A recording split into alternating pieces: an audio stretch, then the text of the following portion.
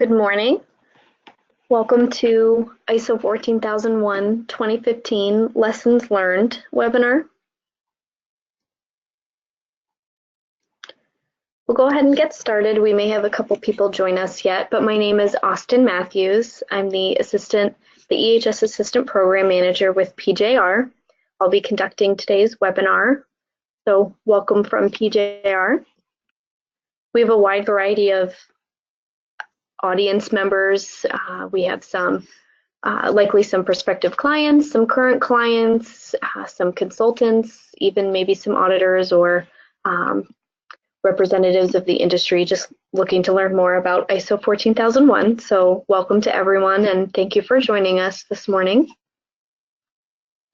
Our agenda today mostly focusing on the lessons learned related to ISO 14001 2015 and the transitions that have taken place so far. But we'll also talk about a little bit about PJR and what we offer. We'll talk about, at a high level, the benefits and drivers for certification to ISO 14001. We'll talk about the transition requirements. Certainly we'll go through some lessons learned. I'll also cover the certification requirements for companies who may not be familiar with the process, who may be pursuing certification for the first time. And we'll leave time at the end for any questions. So in the webinar bar, you can type your questions in at any time. And at the end of the webinar, I'll take a look at what, if any, questions there may be and answer everything I'm able to. Okay, we'll go ahead and get started. Like I said, talking to you today from PJR. A little bit about PJR, we're a leading registrar. This list, while not all-inclusive, gives an idea of some of the countries we currently certify companies to for ISO 14001, and we're always growing. We offer certification to a wide variety of standards to which we're accredited, ISO 14001 being one of those standards. Several clients integrate other certifications with ISO 14001. We see some ISO 9001, OSAS 18001. We have some R2. E-Stewards builds on the requirements of 14001 for electronics recycling industries. So keep these in mind if you're looking for certification to any other standards as well. As far as benefits to certification, there are several, and these are not necessarily specific to ISO 14001, but a management system in general, assistance in meeting the legal requirements. You have to go through the process of identifying what requirements are applicable to you and what controls are needed to ensure the requirements are met. In this case, obviously, we're focusing on environmental requirements and regulations, but in general, other standards expand beyond environmental and cover different legal requirements as well. But building that framework to say, here's what's applicable to me, here's what I need to do to maintain compliance with those requirements, and then having checks and balances in place to make sure those requirements are met.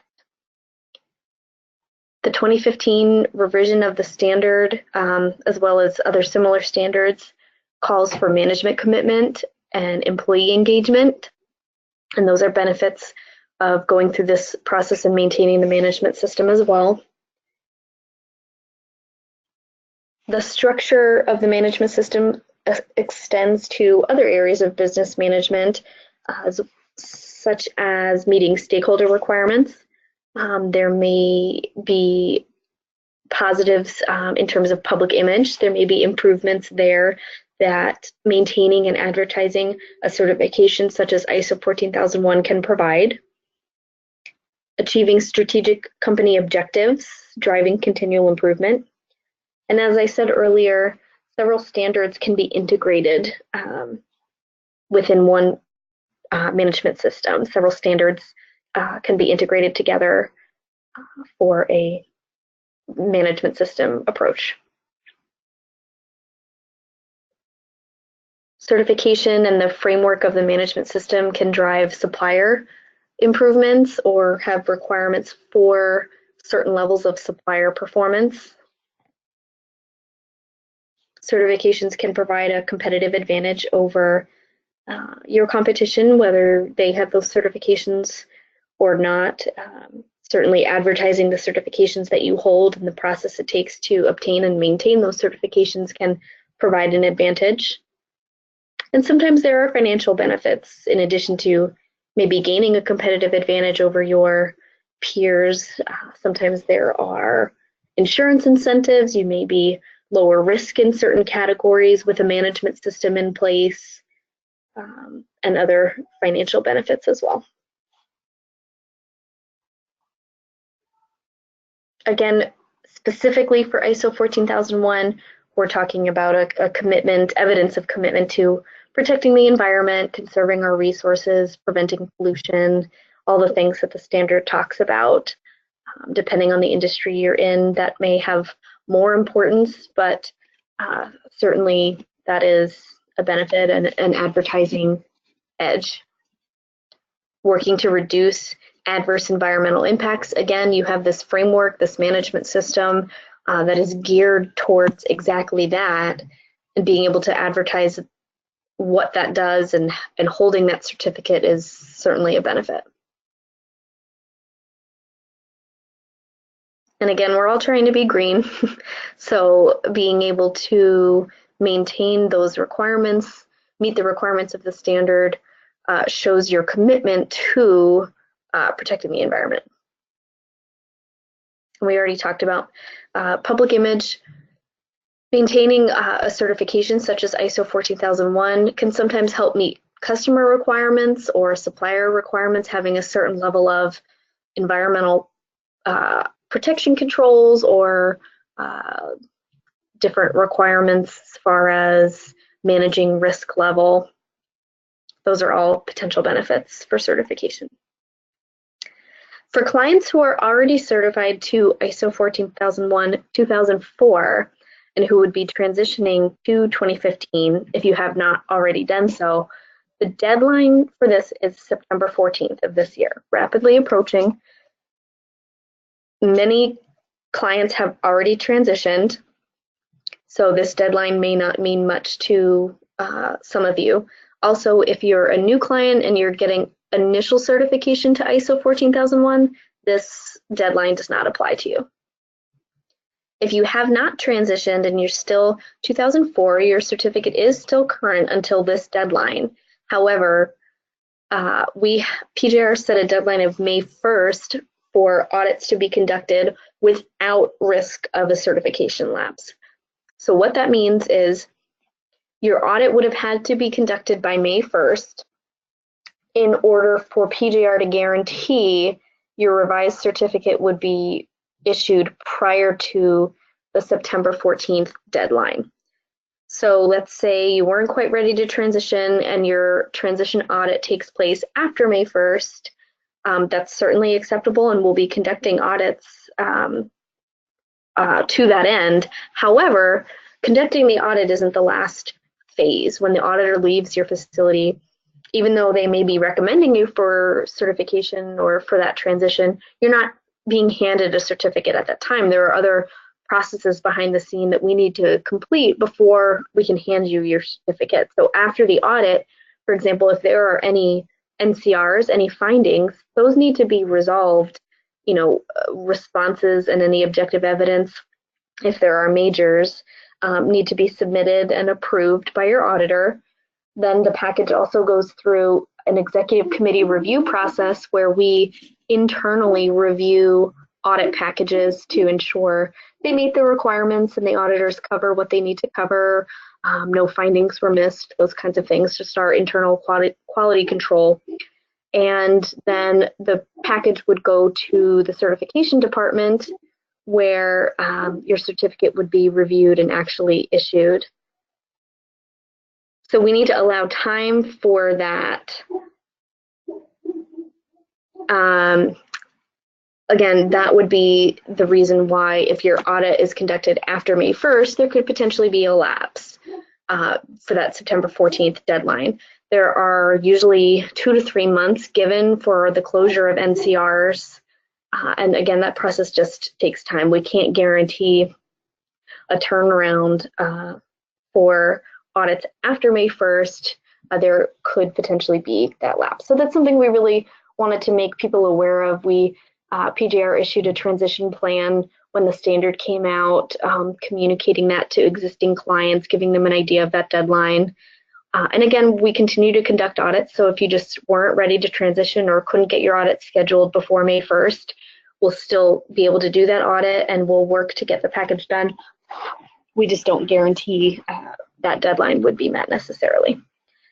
At this point, we're no longer able to audit new clients, obtaining certification for the first time. We can no longer conduct those audits to ISO 2004. Any new clients have to be audited to ISO 14001:2015 at this point. For some reason, if you choose not to transition your certificate from 2004 to 2015, your certificate will expire September 14th, 2018, regardless of whether the expiration date actually extends beyond that. So it will be obsolete after this date based on the revision, the publication of the revised standard.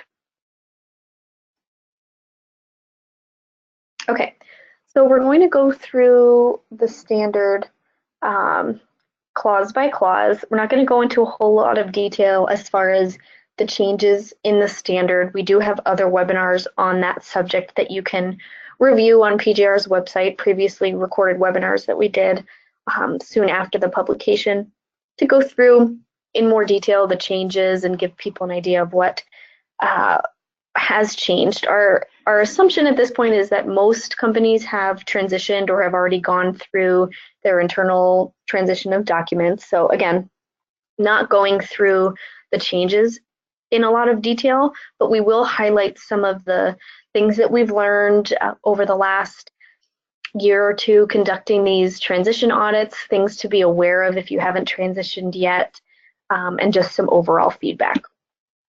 So Clause 4 relates to context. We see requirements for identifying an organization's context as well as their scope of the management system. Companies are required to really consider those external issues, internal and external, but again, maybe considering in more detail those external issues that might not have been identified as clearly in the past and how they can impact the environmental management system and its performance. Also looking at the needs and expectations of interested parties, which is a new term for the 2015 standard, to understand and evaluate them. Sometimes these needs and expectations translate to requirements that need to be built into the management system. So in this yellow box here, I've put some notes, some feedback, some of our lessons learned. Some companies have really had to or should have invested more time to identify the context. So this is an area where you may need to focus a little more attention to ensure that the context has been identified. You want to clearly define the relevant interested parties for your organization, both internally and externally.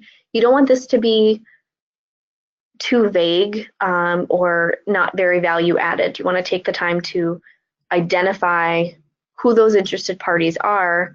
It makes it easier to show your auditor that you've gone through this process, for one, but also to continue to review and monitor those interested parties for what their needs and expectations may be, to identify changes from that list or however you've identified them as those interested parties may change, whether they're being removed or added.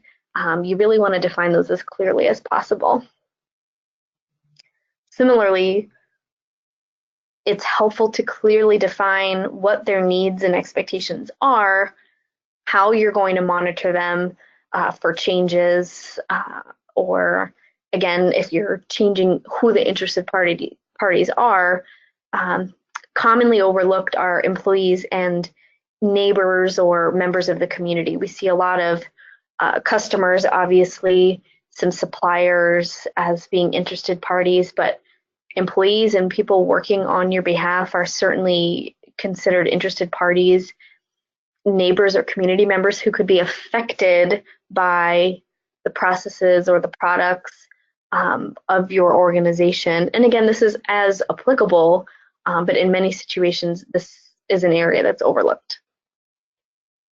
And certainly a theme that you'll hear throughout my presentation is for ISO 14001:2015, the expectation is that you will be proactive.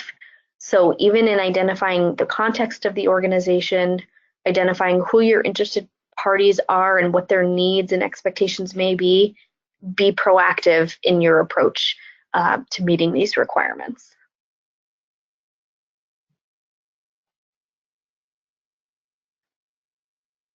Clause 5 focuses on leadership, requiring top management to take on more responsibility for the effectiveness and the outputs of the management system, that environmental performance piece, as well as its integration into other business processes. The environmental policy needs to go beyond the corporate boundaries to protect the environment. Again, this is coming back to the proactivity I was talking about. A management representative is not necessarily required, but we do need to make sure that all of the relevant responsibilities have been adequately provided for. And again, that's part of top management's role, according to this clause.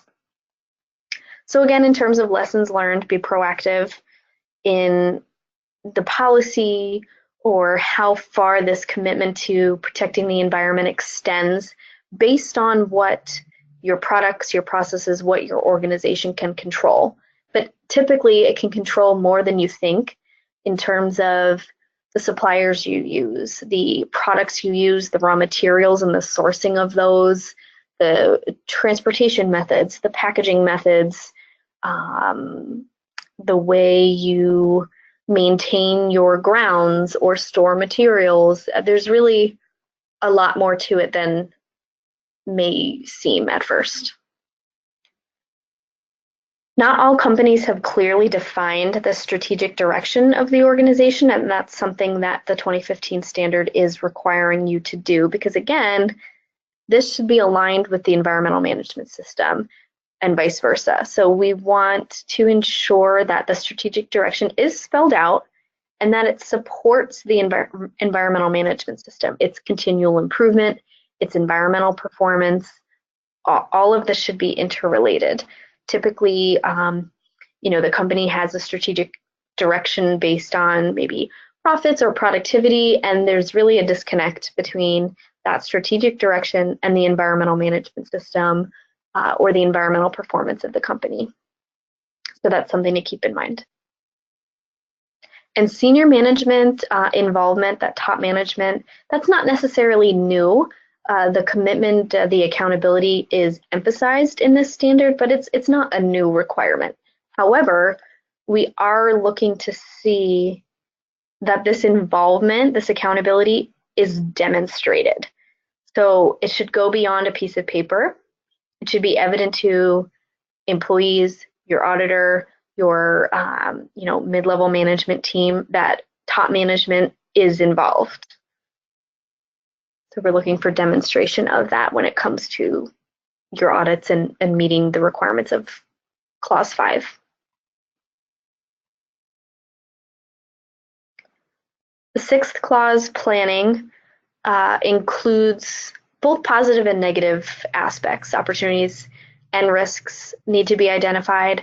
The life cycle perspective is a new term, but again, it's speaking to the proactivity. It's speaking to going beyond the 2 or the 4 or however many walls there are for your company, to think upstream, downstream, really to be more proactive. And the life cycle from cradle to grave is something that you should be thinking about. Again, the standard is specific to what your organization can control. So there are limits to this, and it really varies by industry and product or service type, the organization's size, the number of locations, things like that.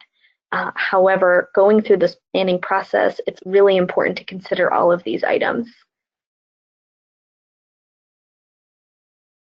The risks and opportunities, once they've been identified, you'll find that they can relate to the environmental aspects, the compliance obligations, the context, the needs and expectations of interested parties. It can all be interrelated. And again, some of the requirements here or some of these topics can directly translate to requirements that the management system needs to meet. You should also be thinking about all of these things when you're identifying what objectives and targets would be appropriate for the organization. So in terms of lessons learned, a formal life cycle assessment isn't necessarily required. That's something that some people, some clients may have been confused about. We're not looking for a formal life cycle assessment, although you're certainly welcome to do that if that process is helpful for you. However, the risk assessment process is very important, and it should extend beyond significant aspects identified in the management system. Should also include all the other applicable requirements, whether they're legal or otherwise, the needs, expectations of interested parties, for example, the risks and opportunities that have been identified. So that risk assessment process is how you're going to demonstrate meeting these requirements, and you want to ensure it's broad enough. It has all the required inputs to be considered in that process.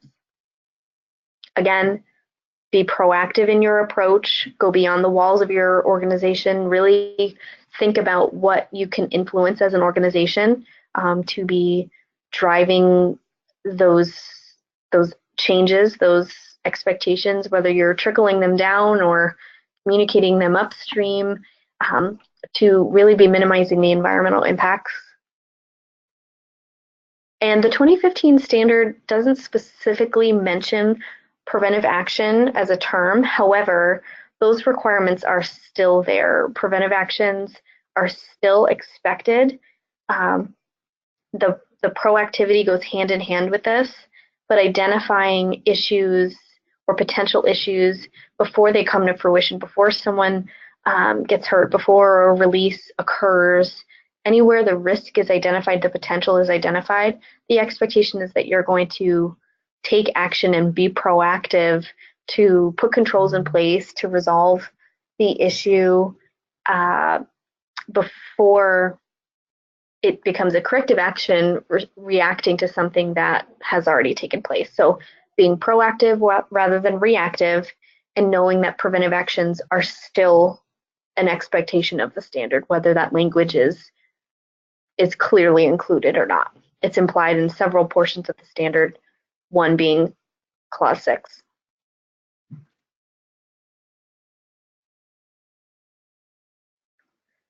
Clause 7 relates to support.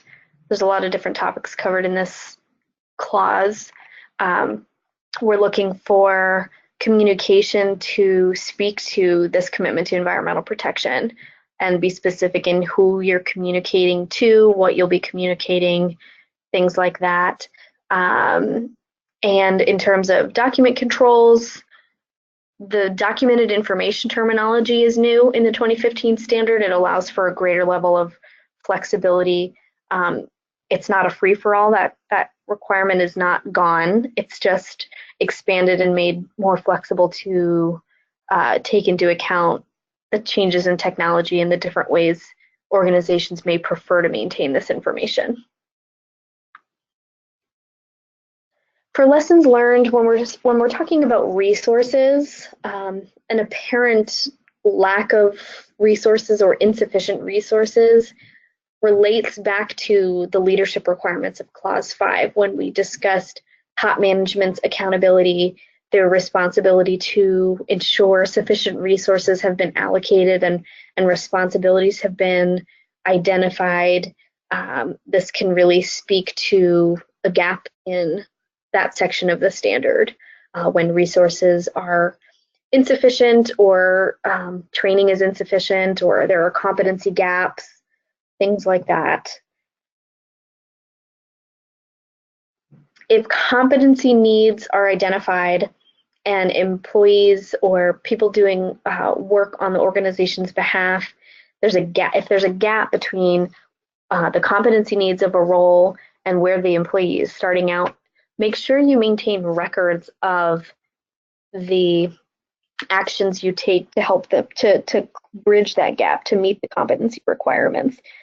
Typically, training records are a well-implemented process. However, sometimes competency needs are met through other means than a group or one-on-one training where a training record is more likely to be maintained. So if you're utilizing different methods, make sure you're maintaining records to show how those competency needs are met.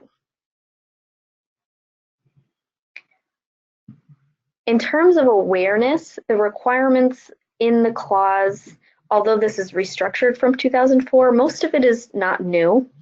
Awareness having its own section, I would say the parts that are most often overlooked in the transition audits we've conducted so far would be the worker's role in the organization's environmental performance. So knowing what their role is or how they fit into the organization, either meeting or not meeting their objectives, or the goals or the outputs of the environmental management system. Knowing that they can have an impact, understanding how they may have an impact. And similarly, the other item would be the implications of not conforming with the environmental management system requirements. So this is another area where we're seeing employees be less aware or not really made aware of these topics in general. Now, keep in mind, awareness does not need to mean that they have the policy memorized, or they have all of the objectives and targets memorized. They have to be aware of the existence of those things, where they can maybe find more information about them, whether you have your policy or your objectives posted. It would be sufficient for them to know, for example, where they are and that they can go reference those for more information. We're certainly looking to not see a deer in the headlights look, besides being nervous during an audit, that they've heard of these things before, they're aware of their existence, and again, they're aware of their role in meeting or not meeting the environmental performance expectations of the management system.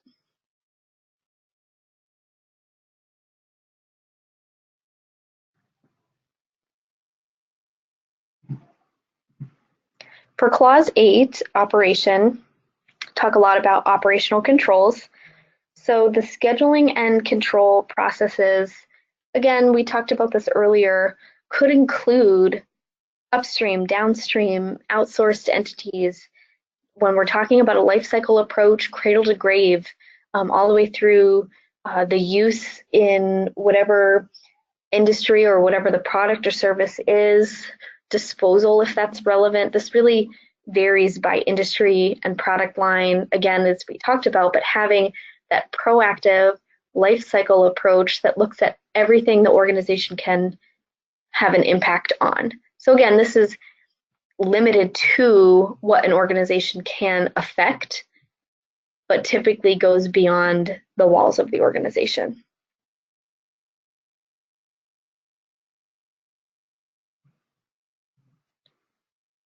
So I sound like a broken record here, but as far as lessons learned, we're looking for proactivity. Common overlooked areas include the outsourced processes, may include the design and development stages, where you might be looking at what raw materials may be used, where they're coming from, what chemical inputs you may use, and if there are potentially more environmental friendly options that would be just as effective. Packaging needs, in terms of design, even the ability to repair the units, if you're making a product, how repairable is it, or how likely is it that it will be scrapped and have to be replaced in terms of waste and disposal of those units.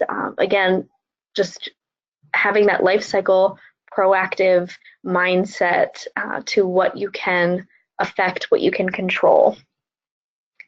Supplier performance, procurement, methods for delivery, packaging, recyclability, end-of-life treatment. I said some of these already, but these are areas where clients aren't always considering these potentials or don't have any evidence of having considered them to show that they do or do not have a potential impact.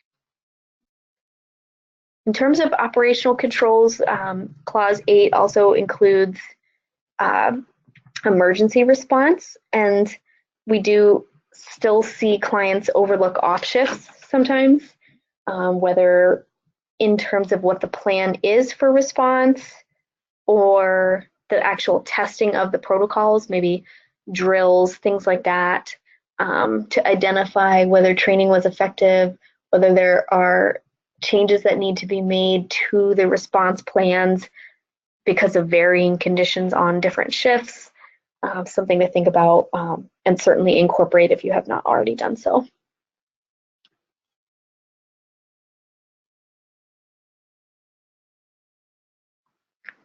Clause 9 covers performance evaluation. Just in general, the 2015 version of the standard is raising the bar for the environmental performance evaluations, the environmental performance itself, the improvement of that over time, and certainly having value-added evaluations, internal audits, compliance reviews, monitoring and measurement to understand where the management system is, how it's performing, things like that to drive continual improvement. So I want to mention here, pretty important, if you're transitioning to 2015, we as the auditors and the registrar need to see evidence that an internal audit has been conducted to the new standard and a management review has been conducted to the new standard.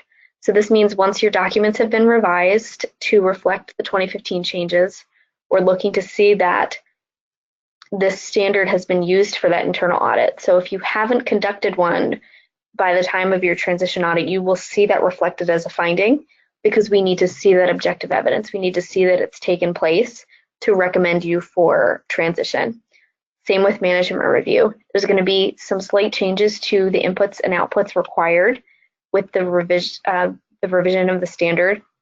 So your agenda or your whatever your output for the management review should be slightly different than the previous standard version, and we're looking to see that a new management review has been conducted.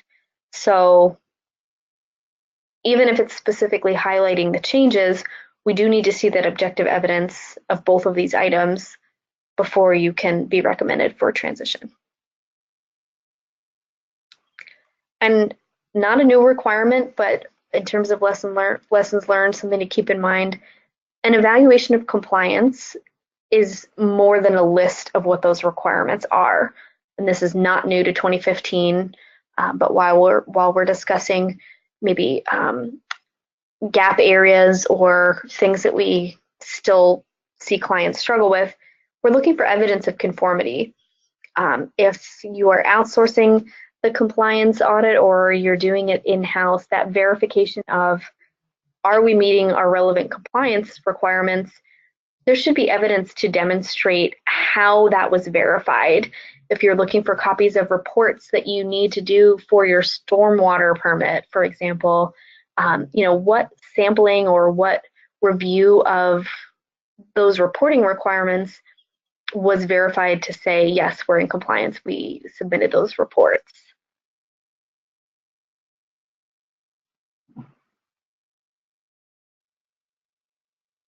Last clause in 2015 is 10, which covers improvement, continual improvement, addressing corrective actions, preventive actions, things like that. So focusing on improving the environmental performance of the management system. So the focus of the standard has shifted slightly from 2004 to 2015. We're really looking at improving the performance, the environmental performance of the organization and the management system versus improving just the management system itself. So a small but significant distinction there. Again, as always, be proactive in your approach. So again, we talked about this earlier, but this is another section of the standard where preventive action, the term is not utilized, but the expectations are still there. Not only are we looking for actions and documentation of corrective actions, preventive actions align and speak to the proactivity of the management system, and we are looking for potential issues to be rectified when identified, instead of having only a reactive approach to issues within the system. We also want to make sure that the corrective action process is clearly defined.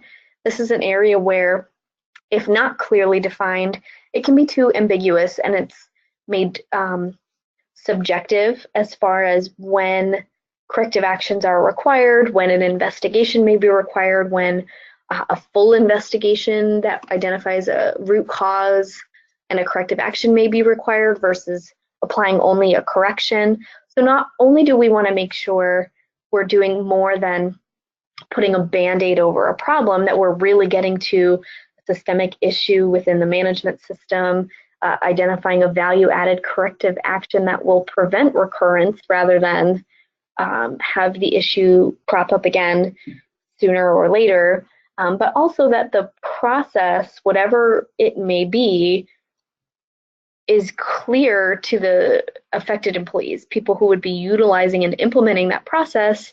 It is clear, and it's not ambiguous or left up to a degree of subjectivity, which will be an issue come your ISO 14001 audits.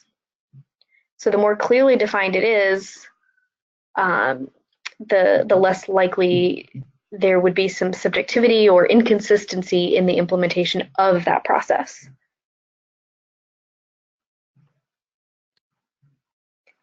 So that is the bulk of what I wanted to talk about as far as lessons learned. I'm going to quickly go through the steps for certification for clients who are brand new or have started over for whatever reason, and are starting with the stage 1 and stage 2 audits to obtain initial certification, which, as we talked about at the beginning, will be to the 2015 version of the standard, not 2004.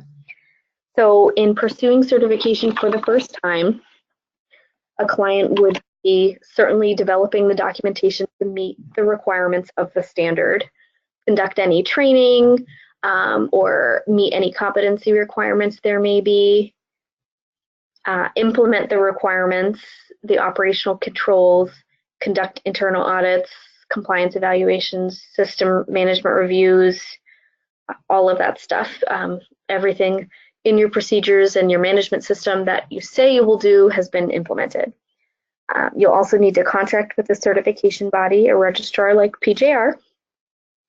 And the initial certification process for PJR is comprised of 2 audits, a stage 1 and a stage 2 audit, after which, if any nonconformities are identified at stage 2, as I said, you will need to rectify or address those nonconformities before a certification can be issued.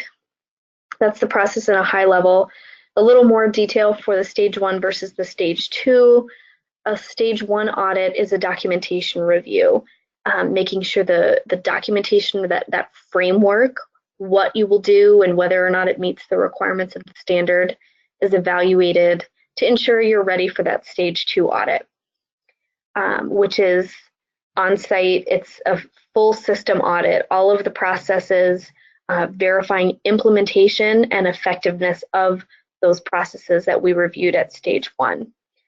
Nonconformities can be identified at stage 2, and again would need to be resolved before a certificate can be issued. And then once that has, those findings, if any, have been closed out, it would go through our internal review process and a certificate would be issued at that point.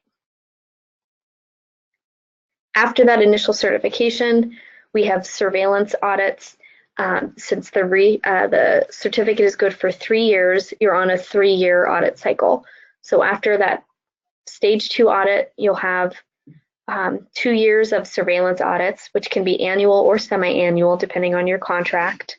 And that's a partial system audit. We're not covering all the processes every year, although we do cover some topics such as management review, internal audits, corrective actions, every audit. And then that 3rd year would be a recertification audit, very similar to a stage 2, that would start over your 3-year cycle and result in a new certificate being issued. So that's what the 3-year cycle looks like for anyone who's not familiar with the process. Okay, those are all my slides for today. If you haven't typed out your questions, please do so now. In the meantime, I'm going to put a slide with our contact information on it. So again, my name is Austin Matthews. I'm the EHS Assistant Program Manager with PJR. My contact information is listed here in case you have any questions about ISO 14001:2015, the contents of our webinar today, or any other EHS-related standards or questions. Nancy Bednarz is the Program Manager. She can also be contacted with any questions. If you are a prospective client and you're looking for quote information, our sales department can be reached at this number. And the slides from today will be made available within the next day or so on PGR's website, where you can see this and other previously recorded webinars. I believe there are 2 ways of doing that. Today's webinar is recorded, so you can access the slides and the recording together, or you can also access just the slides. So take a look at that if you have any questions, or if you jumped on late or you want to reference this in the future, that could be accessed through PGR's website. Okay, so we're going to take a look at some of the questions here. Try to make this bigger.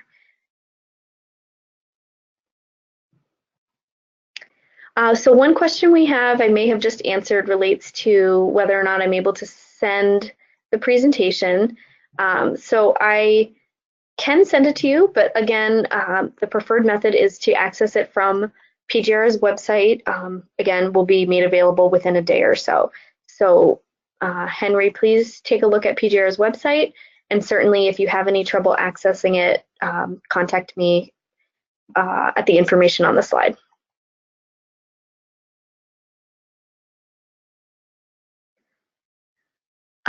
One question was whether the planning section was missed. I did talk about the planning clause, clause 6. However, if you have any specific questions, you can rewatch the webinar or contact me at the contact information I have posted.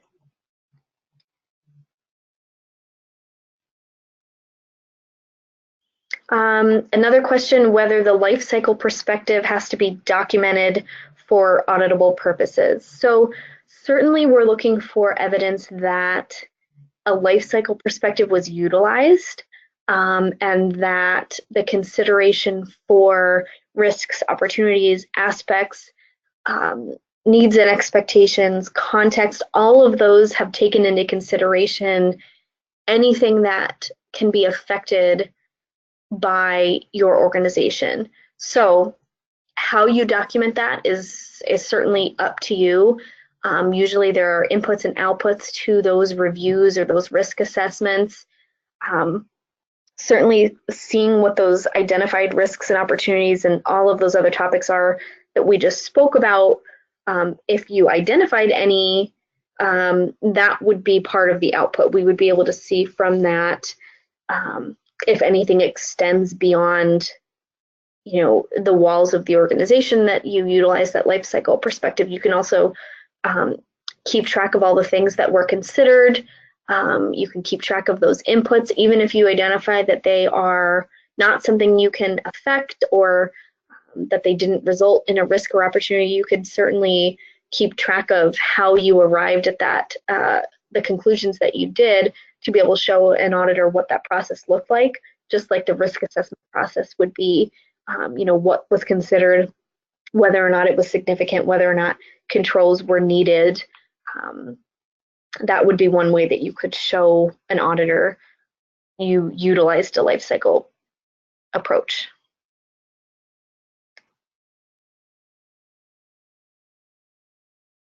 We have a question about lessons learned for compliance obligations and how to show verification that they have been considered. If you're talking about identification of applicable requirements, one example would be when you identify a list of what's applicable to you, it should be more than citing the verbiage of the regulation. A lot of clients will correlate what that requirement is to the controls they have in place, or what those requirements mean for your organization, to show that they have made that connection and they've built controls around the requirements. A common example for most clients would be universal waste, translating the applicable regulations to what it means for your organization, whether employee training, storage requirements, labeling requirements, inspections, storage limitations, things like that, showing that you understand the requirement, you've implemented what it means, and have some type of monitoring in place, or that compliance evaluation piece, which again, there should be evidence of compliance. Using that universal waste example, if your question relates more to the compliance evaluation, one example could be sampling of universal waste training that was conducted versus the requirements that you've identified for your organization. If there are inspections done on a universal waste storage area on a weekly or a monthly basis, spot checking or sampling those records to see that that process is maintained, storage deadlines are met, and not storing universal waste over that deadline, that threshold, that the labeling is appropriate, all of that kind of stuff. So again, I'm not sure whether your question is on the identification of compliance obligation end or the compliance evaluation and where you're verifying that you're in conformance with those requirements, but those are a couple examples.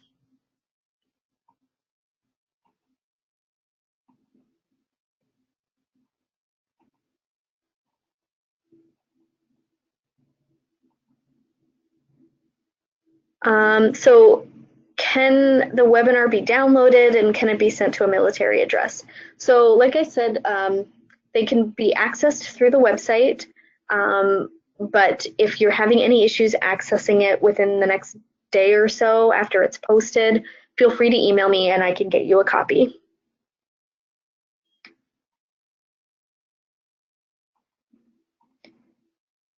Just checking to see if we have any other questions. I think I answered them all. If you think of anything else, or if I didn't answer your question in full, please feel free to reach out to me. Otherwise, thank you so much for joining us today. I hope it was helpful, and good luck with your transition. If you have not already, we have one more question. Which clause is for emergency preparedness? Emergency preparedness is covered in clause, it's in section 8. Hang on, I can check.